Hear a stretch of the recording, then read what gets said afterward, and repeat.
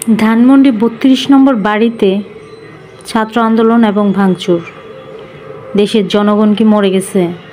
দেশের জনগণের কি চোখ অন্ধ, না বোবা হয়ে গেছে, না বিবেকহীন হয়ে গেছে, মনুষ্যত্ব মরে গেছে?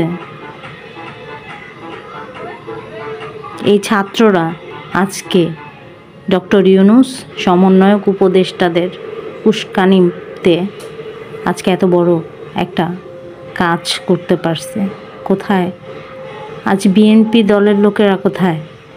আর জনগণ কোথায়? সাধারণ জনগণ, পাবলিক, এরা কোথায়? এদেরকে, এই জঙ্গি গোষ্ঠীকে চরম শিক্ষা দেয়া হোক। এটা আমি একজন বাংলাদেশের নাগরিক, সাধারণ নাগরিক হিসেবে আমার চাওয়া। তবে আল্লাহ ছাড় দেয়, ছেড়ে দেয় না। এর বিচার হবে ইনশাল্লাহ অতি শীঘ্রই।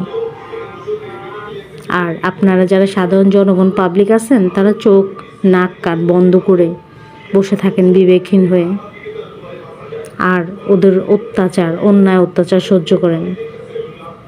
আর বিএনপি আপনাদেরও বলছি, আপনারাও এই দিনটার অপেক্ষায় থাকেন। আপনাদেরও এই দিন অতি শীঘ্রই আসবে, যদি এখনই প্রতিবাদী না হন, প্রতিবাদ না করেন। ধন্যবাদ।